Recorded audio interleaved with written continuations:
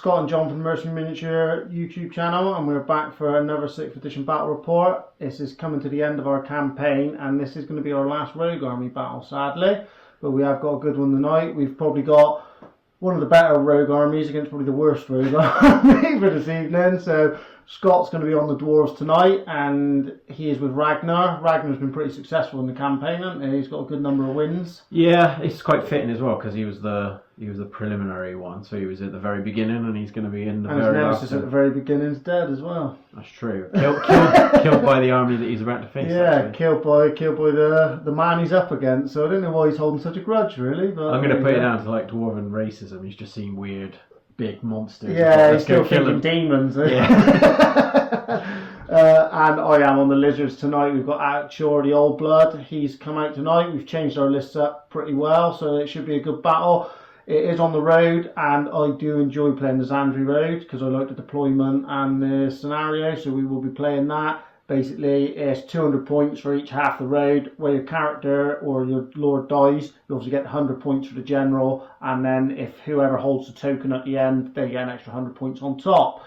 Standard and all that jazz as normal, no table quarters like me and Scott said many times in the past. So that is it. We are deployed. There's no spells tonight. You haven't got any dwarves, and you're dwarves, sorry. So you haven't got any magic, and I don't have any spellcasters. After last week's disaster with loads of magic, I thought maybe no magic might. No magic might be the better way to go. So we'll come back to you with the deployment and the armies, and then we shall roll off the first turn, and we'll start the game, mate, won't we? Nice one. Right, see you. Tonight we have got 5 cold ones, and they are full command. We have 19 Saurus full command, and they have a Scarvet in there, Scarvet number 1. We have another 19 Saurus full command. They are in the special slot because they are blessed, and we have the old blood Ataq Chor. He is in the front leading them there. We have 11 sneaky skinks in there with blowpipes. They do have scout, but Scott stopped me from scouting anywhere there, so they're in the woods. We have 3 pterodons. They do have a champ. We have another 5 cold ones. They are full command again, and we have the last old Scarvet here. He's in with them, and then we have 11 more skinks with my little friend the skink chief over there. Again, they did have scout, but that was the best place I could probably get. Just to note as well with the for the dwarves, starting off, I've got a grudge thrower. I've unfortunately kind of had to throw him out to the wolves really and put him out here on the wings, mainly because, as John said on his, he's got 2 units of scouts, and I just needed to make sure all the corners were covered, because a few games I've played John where the lizards or wood elves, and it's come to absolutely ruin me by letting there be like 1 unit of sneaky scouts just faffing around in my deployment zone. So I wanted to stop that, so he's been left out over there. Then I've got 10 crossbowmen with shields on this side. I've got 20 warriors with a thane, and they've got full command. We've got 12 slayers. They've got a musician and standard bearer, but no giant slayers. The Lord Ragnar himself on his shield bearers. He's with the Longbeards, who've got shields and great weapons. I've got the lovely organ gun. 10 dwarves here with crossbows and shields, and then I got the gyrocopter, and in the woods is my runesmith, who, without any spellcasters to oppose, is probably just going to hover around in the woods and make sure no skinks appear, basically. So that is my 2,000 points and a cup of tea. Oh yeah, sorry, I have got 12 miners and another thane due to come on. So the thane with the miners has got the Rune of Brotherhood, which you can use to either put in with the rangers or miners, and obviously I don't have any rangers, so he's going with the miners. That's how we're deployed. So as you'll notice, so the Zandri Road scenario, which is from the Resurrection tournament pack, has a kind of like diamond shape, so it goes 18 inches up, 8 inches here, and as John said, the road is split into 2 halves, so it's 200 points per half, and you also, if your hero goes down, if your general goes down, then he stays in place, and he then acts as an objective who's worth an extra 100 points on top of the 100 points you get for killing the character in the first place. So I guess there's nothing left to do other than roll for first turn. So +1 to John. But might saved him from it. Oh, it's not going to save me twice. I take it you're denying me the first turn? I'm not going to let you have a go at shooting at me. Good luck, and yeah, we'll come back after John's turn. You zoomed in on my hero then? Why have you zoomed back out? You zoomed in on this hero instead. I don't want to look at him now. Turn 1, very good for the Lizardmen. So to start with, we passed both stupidities, which is always a very good start. And then we did have a charge, Scott. So because of the deployment and where Scott left his grudge thrower, my sneaky little skink chief has got the cloak of feathers, so he can fly. So he's come out of his skink unit and he attacked the war machine. He's a nasty little bugger as well, Scott, isn't he? He's murdered them, killed all 3 of them.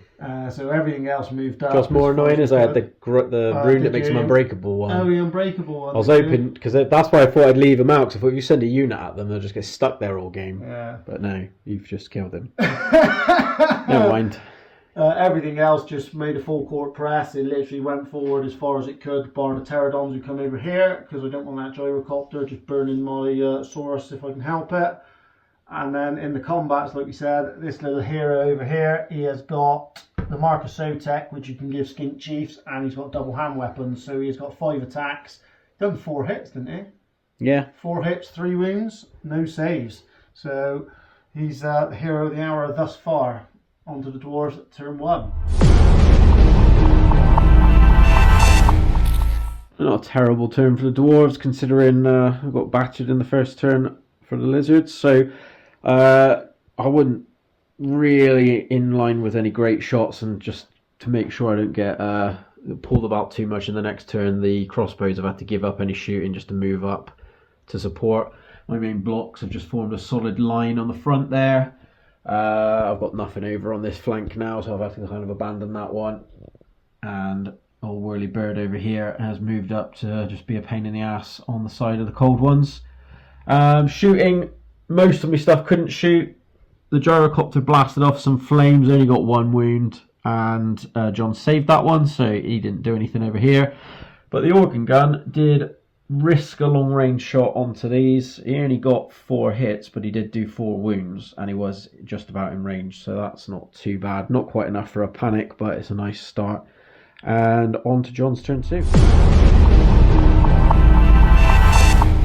The heroes just fucking turned the whole game into disaster. You loved him last time. time. No, how can you go from that relationship of love and hate? But so the only stupidities, these ones passed. And then typically these ones failed, which is probably your fault why it's had to happen. So, so they just gone up there, and then the charges were old skink chief. He went in against the crossbowmen. Me and Scott did check it. He could see him, and he had plenty of range to get in. He was in the flank, so he went in. Everything else just moved pretty much forward again as far as they could. Obviously, those cold ones were march blocked, so that was that. And then in the shooting, those skinks marched. These ones only moved their 6, so they did shoot at the slayers. I could only do 10 shots because moving over half range, and they did kill 1 slayer. This guy, he could javelin, the crossbows didn't do anything. And then into the combat, after doing what he'd done to the stone thrower, I was dreading he was going to do it to the stone thrower, what he'd done to the crossbowmen, but he just completely whiffed all his attacks, never even wounded, never even hit any of them. Scott never done nothing back with his 1 attack, but he broke from combat because Scott won with an outnumber. And then more annoyingly, these skinks were within 6, and they've panicked and broke as well. So both of them 2 are fleeing now, annoyingly, and yeah, we're going to actually get a bit of shooting against us now, sadly. But there you go, on the Scott's turn 2.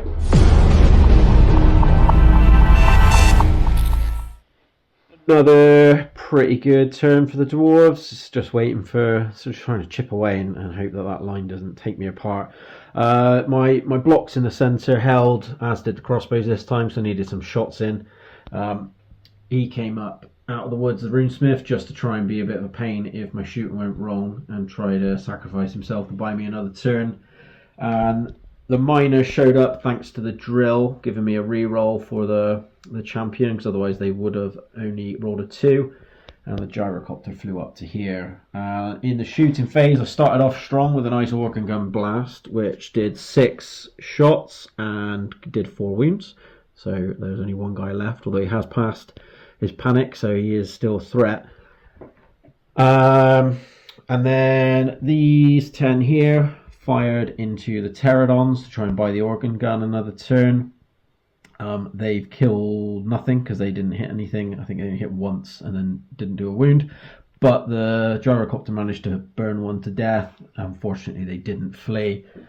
And then these crossbowmen over here didn't do too badly, and they picked off 2 of the cold ones. They were stupid, so they didn't have to pass any kind of panics or anything because they're immune to psych for the turn. So that's it. On to John's turn 3.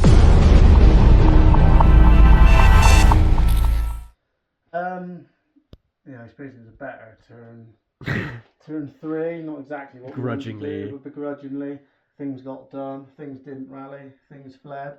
So, to start with, you called a Rune of Challenge. Yep. Onto my pterodons. I opted to not take it, and they fled. So they've gone to there. And then Stupidities both passed, luckily. And then Rallies, the Skinks failed, and the Skink Chief failed. The Skink Chief stayed on by a whisker, but the Skinks have gone.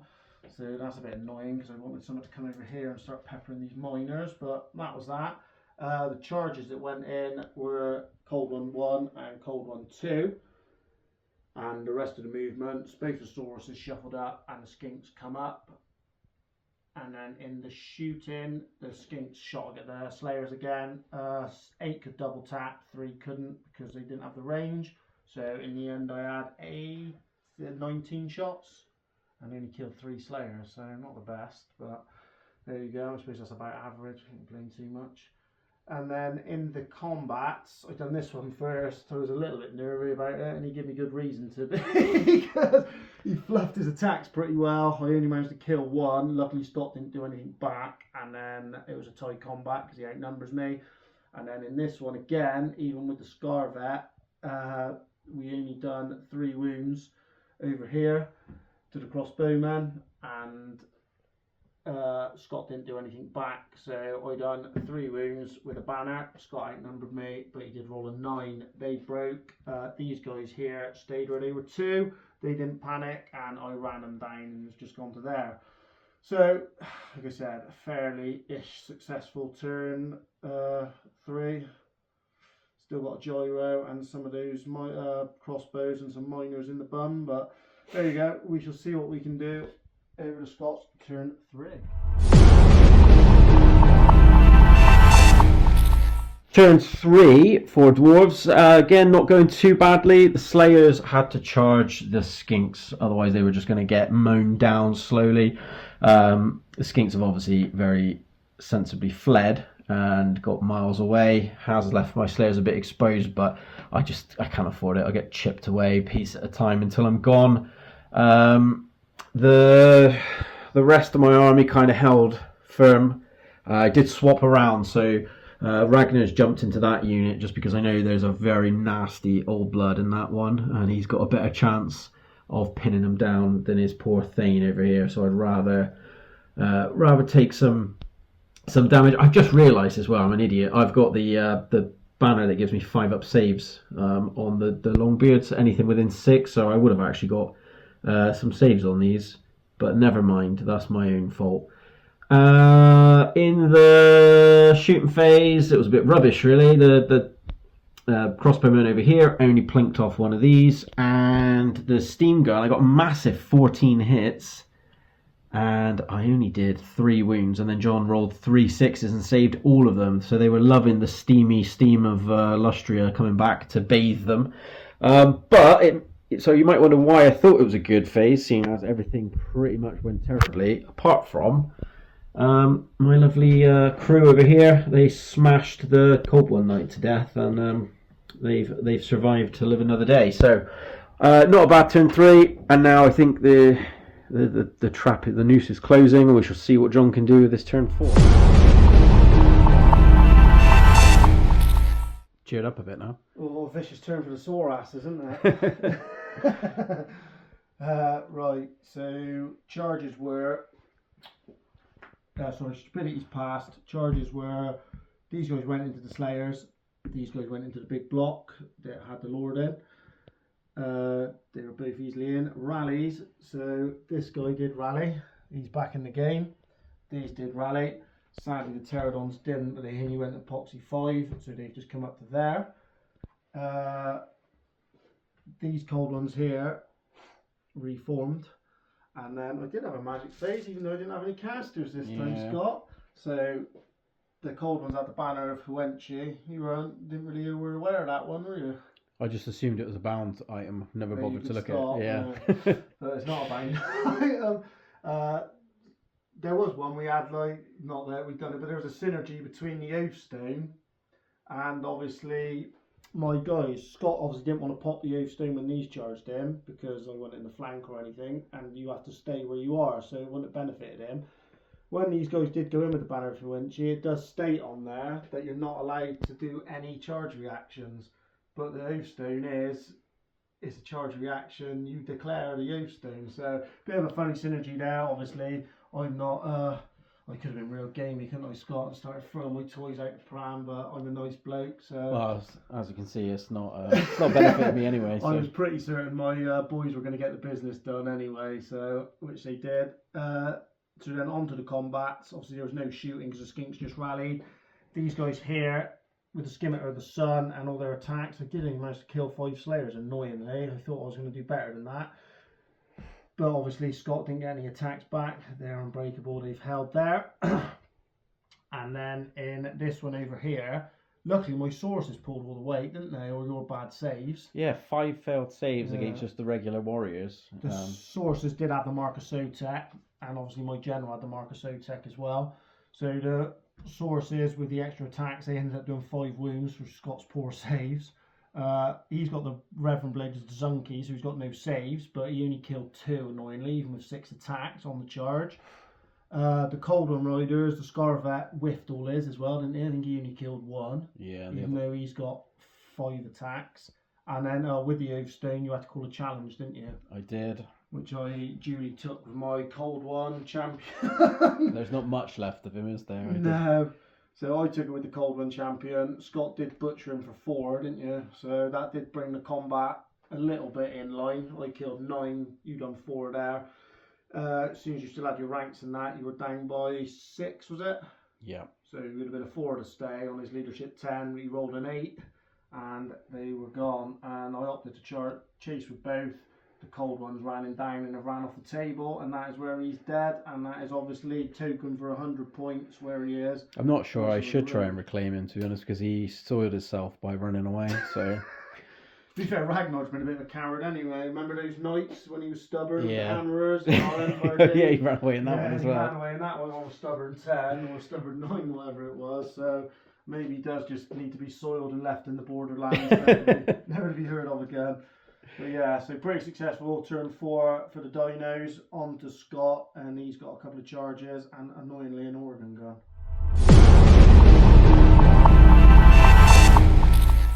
Right, there wasn't much for it in my turn 4 because obviously losing poor old Ragnar and my big block of warriors has meant that my solid line is crumbling. So the only thing for it was a big charge from the Longbeards. But the organ gun did itself proud. After seeing off that Cold One unit, he's just blown away a big chunk of Saurus over here. I think the Gyrocopter also killed 2. So that's 10 dead, which is nice. That makes them a bit more manageable. The crossbows reformed because they didn't have much to do this turn, and that's ended up being good because even with the reform, I was thinking they didn't have much to do. But then... my Thames mainly to thank for this. He absolutely chopped to bits 5 of the Saurus by himself. John's Scarvet did kill my Slayers, but he still lost the combat by quite a bit and has run away. Of course, my poor Dwarven legs couldn't catch him, but he is sort of out of the way a bit now, which is nice. So yeah, it's a close game. Anyone's to call, and 2 turns left each, so it could go either way.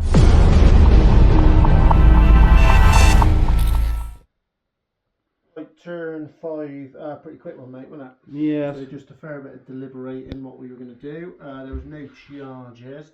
Obviously the cold ones were off the table. Those guys were facing the other way. So straight onto the rallies. This unit did rally. Annoyingly, my pterodons didn't. So my pterodons have got fled off the table now, finally. They rallied, so that's how they reformed that away. This guy just shifted up to here. The cold ones marched on up to there to run the gauntlet, give Scott something to think about. And then my sources have turned and then moved the 3 they could. So me and Scott spoke about command's got to be in the front, so I think that's the only way we could possibly do it with the turn, because they've always got to be in the front. So that was how they did, and then obviously these skinks have just come to pepper these miners to give Scott more thought about what he's going to do on this road, how's he going to win it. Onto the shooting, they had 22 shots, and I did do 5 6s, so we had 5 poisons, but Scott managed to save 3 of them, annoyingly, so only 2 died, but we are tied now for that road, so Scott will have to think about what he's going to do with his long beards, and that is it. Over to you. Brutal turn 5, still very swingy. So I charged these guys with my longbeards, and John opted to flee, which was probably the smarter option, as dragging me away from the objectives of the road. And otherwise, I'm pretty sure I probably would have butchered that unit, and he'd have just been giving away 3 points. I only need to roll a 4, didn't I? So that was the main thing in my head. Over here, the Thanes had to jump out of the unit to stop John from just skirting around me constantly. So hopefully that doesn't bite me too badly. I just need to try and push him off the road, basically. But the tour de force was over here in the shooting phase. So the Gyro managed to kill, was it 2, 3? He done a wound and kill. Yeah, he wounded the old blood. I saved 1 out of 4. And he killed 3, which was very nice of him. The crossbows killed 1 of the Cold One Riders, which was enough to take out the unit, and now it's just the Scarvet left on his own there. And then the organ gun, I only rolled 2 to start with, so with trepidation I re-rolled it, but I got a 6 and I mowed down 5, so now there's not very many of them left. And John is in a bit of a precarious position, although he does have that nasty skink chieftain who's back in the fight now. So let's see what he can do with his last turn, but I don't want to count him out just yet because it's not certain by any stretch. It's feeling tense. Oh, not the turn I wanted, mate. Not the turn I wanted. We didn't even break 1 unit in that. So, charges. Oh, he just let me down again. But he charged the back of the gyrocopter. The Scarvet charged the crossbows, and these 2 charged the organ gun. Just what I was trying to tell me, the organ gun could stand and shoot. If only. I probably would have misfired him. These guys did stand and shoot, but luckily he has got a 1-up save, so I did manage to save him. And then the rallies, these did rally, thankfully. And then the skinks obviously just moved out the way. In the combats, my old blood did kill the Roman Smith. Yep. Scott called a challenge and I had to take it with him. I didn't have no other options, but I only killed him for 2. And this, even with the Marcus Sotek, he never even hit one of the crew. So the crew survived it, and they did do. They never wounded back, did they? No, I did nothing back. So I lost, but I rolled low, and they stuck around. This guy's just shamed himself. He's been pretty. Between him and him, it's just been a calamity of errors. Oh dear. I don't think the old blood's covered himself in particular glory either, to be honest. But he completely whiffed, and the cold one whiffed, and I only done 1 wound, luckily.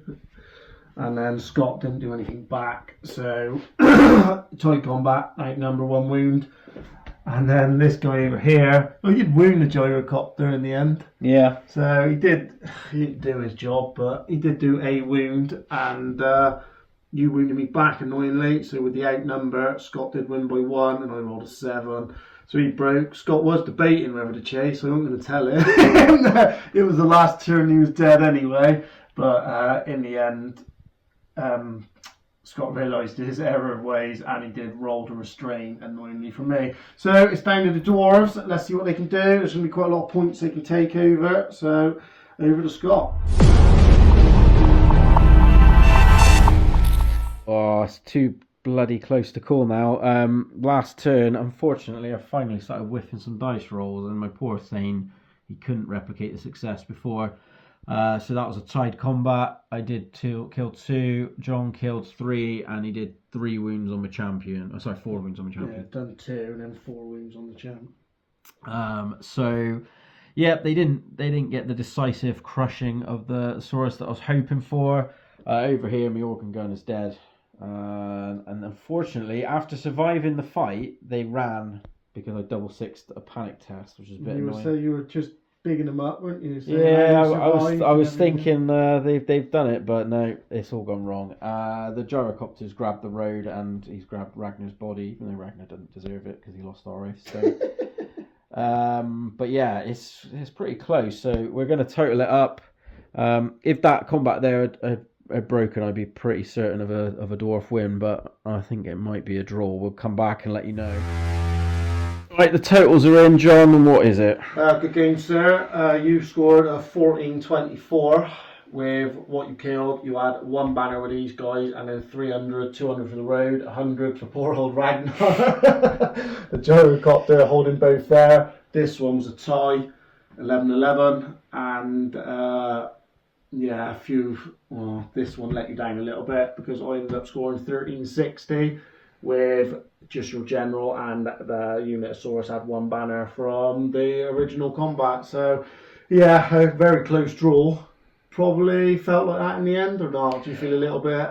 No, because I feel like when you smashed through Ragnar's unit, because I just knew, because he was like 320 points, yeah, and the unit's 200 odd, plus I didn't actually think I was going to have anything to reclaim him, so I was thinking I'd lost a massive amount of points. And the problem with the Dwarves is always in objective games, once the thing you've assigned a part of the table's gone, you've got no way of replacing it.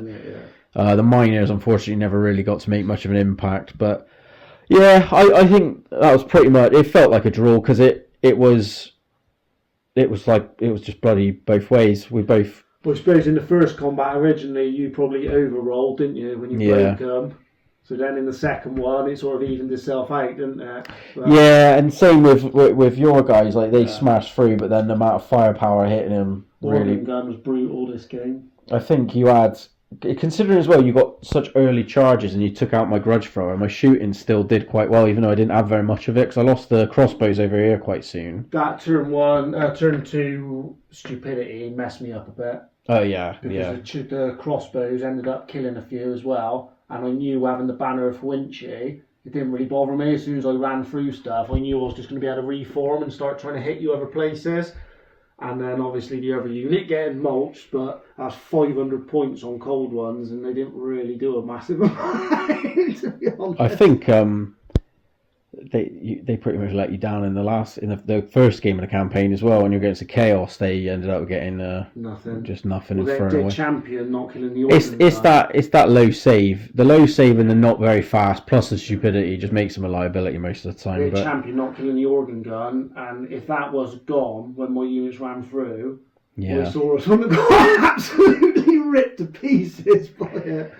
But no, that was a really fun game. I like the scenario, to be fair, this one. It's always, it always makes for combat, doesn't it? Yeah, and it keeps you centred. It's not like things running off all over the place. Two decent factions for it. It's trying to keep it in mind as well. Like, you can't just be mega aggressive at the end, because you've got to make sure you're in the centre somewhere. Obviously, pulling me off the road there, because that was the problem in that last turn. I guess I could have. You still wouldn't have had enough. No, you're only 64 ahead, so that was the better option. Yeah, I knew if I got it, it would have gone. If I'd have lost that, then I would be cussing on the way home because that would have been a ton of points if they Longbreeds had lost and I'd have broke somehow. That would have been absolutely awful. But no, good game. Nice send off to the rogue armies. We're gonna roll. You can roll for Ragnar. Yeah, I'm gonna roll. So we'll see. Although it won't matter in the grand scheme of things, but will the dwarves be knocked out of the campaign? I'll have a nice orc green dice because dwarves like orcs. It's just a 1 really that we're looking for, and anything else doesn't matter. He's all right. He'll live to fight another day. He gets to go home to his hold. Cool. Fair. What was afflicting Ataq Chor for this one? We forgot all about that. I don't know. Was it -1 weapon skill? I don't think it would have made that much difference. And Ragnar as well. Oh, well, we forgot about it, so it doesn't really matter. Yeah, you've got to be a bit more on the ball with that. We've got some Dark Elf ones coming out. Make sure we check so that. just there's 2 battles left of the campaign. Fancy doing next? I think. Should we do this one next? Just Should we roll for it? Yeah, can do. Don't really mean much odds, does it? No. So 1, 2, 3, Kyra. 4, 5, 6, reveal. Cool. There we go. HQ. HQ again. So Kyra is defending her honour once again. To be fair, that won't make for a bad one because even if you do lose that, at least we get a fun scenario in the last one. Yeah, and I don't also lose this time. It was last time you held the HQ. Yeah. Also, because John's got 2 armies, so Phelan and the Orlis are attacking, and Kyra has got an extra 200-point bonus because this time she's defending. I think I get a few obstacles as well that I can chuck down as well. Not that it probably makes much difference to my playstyle. You just take it back anyway. I think we can check it, but it's not the end of the world if I don't. Yeah, I like you to play 2-2, but I think check. I'm not sure what you get to be honest, but yeah, whatever. We will, so that'll be the next one. Hopefully next week that will be up, and then the finale will be the battle for the what is now the burned out ruins of Malco. But we're going to see if we can burn even more buildings. Right in the back of the streets of Malco, isn't it? Now? Yeah. No, so that's a nice natural climax to the campaign. To be honest, we got all the rogues have fought at some point, even if some of them have done more than others. The ones that come in, they all had a game, didn't they? Who did the orcs fight? You brought Grimgor's our boys, Empire. Empire, yeah. I still think Empire are my favourite of the rogues. We'll do a recap at the end. But anyway, we won't ramble on too much. Thank you for watching. This has been John and Scott, Mercenary Miniature Painter YouTube channel. Please like, subscribe if you want to watch more videos, and go back and check out our back catalogue if you haven't already. See you next time.